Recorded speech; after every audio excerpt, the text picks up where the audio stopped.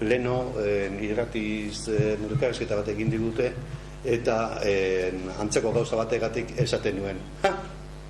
Guk atzekoengatik, lehengoengatik eta Peru Barkarengatik eta horrela jokatzen baldin badugu, pentsa dezagun, gauza dauden bezala, gauza dijoazen velozidadean, ez 100 urteta, baizik eta bilak joko gaituztela karkatzat, eta guztiz baztertuko gaituztela, eta pixa burutik bere egingo digutela.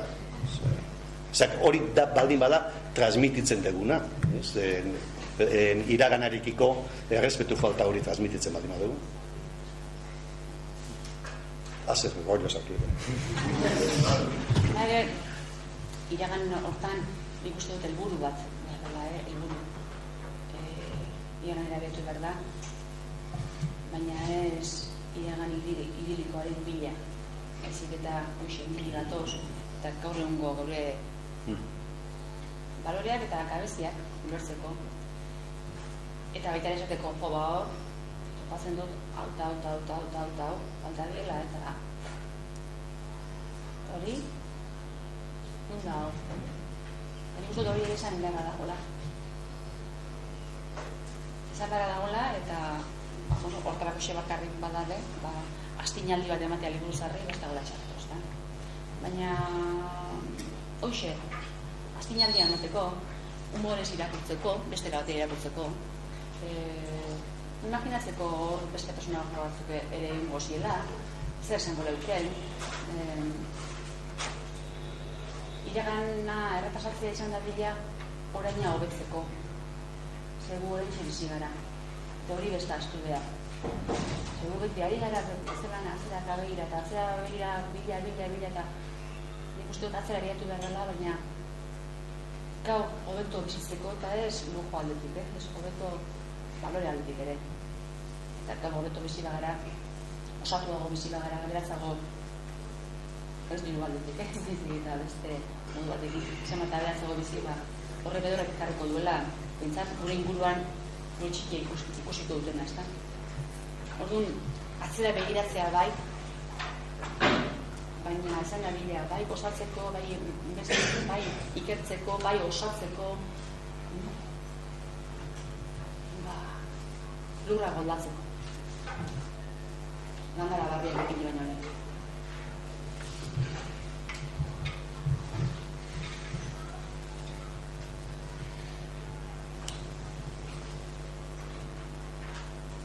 Peruta Marixe esan duzunean, Peruta Marixe eta Gatza eta hori guztiak eta ez ditut esan zekar, honek eraman egin beste adar batera eta bilatze honetan, iraganeko berbetak eta izaerak eta nik uste gehiago baloreak eta irudiak bilatzen dituela eta honek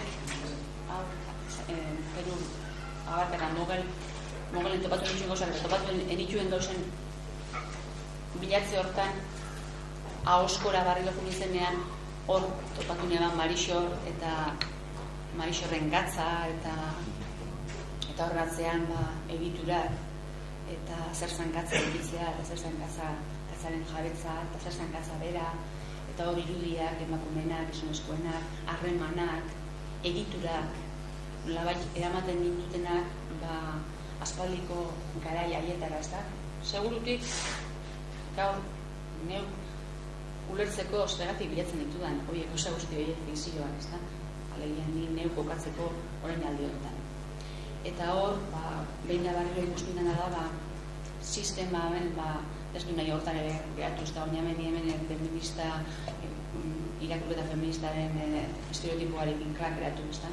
Baina bai ikusten demanan betan, baina hemen norabaiteko eredu patriarkal bat dagoela, eta hor agertzen da, eta menos onda agertzen da, Peruk etxea baserria eramaten duenean, eta agertzen duenean, ala zukaldean handa gozain, jarri hortxe zut ondoan, gauzak ondo ekarteko, eta neska gazti ere, aria egiten dabe, eta ertzi oso egiten duzun aria, eta badago Peruk agertzen dau bere sistema guztia zelan dan, eta berak zaten dau, bakotxari bere zeregina emoten dutze, eta badago alako, mogelen bere asmo guztiekin, ez da,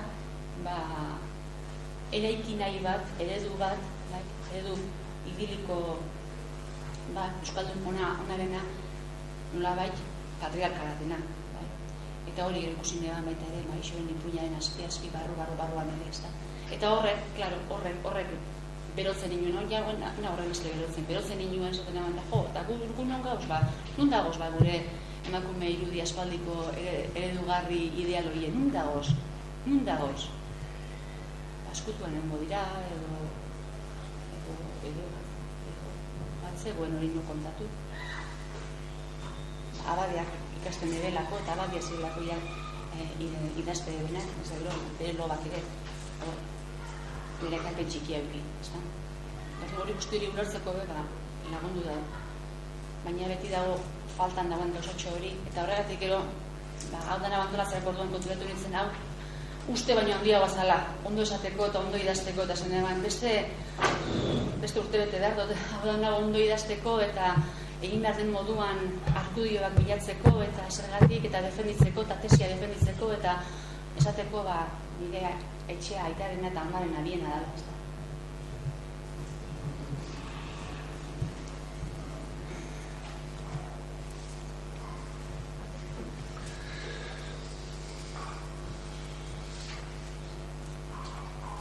Bueno, besterik ez badago, bihar, 12 ordu barru, hasiko da Peru Abarkaren irakurketa, Arriagan, goizeko 8:00 arratsaldeko 8:00 dano zaudete gonbidatuta, etorri batzuk irakurtzera, beste batzuk ikustera, eta biharko eguna horrela joango da, gero erromeri batekin, eta abisatu didate Markinatik datorren domekan joan nahi duanak antolatu dutela Mogelen ibilaldi bat, bi txango egingo dituztela, Markinako udalak antolatu du Markinan bertan ibilaldi bat Mogelen paisaiatik, bi txango igande goizean joan nahi duanak.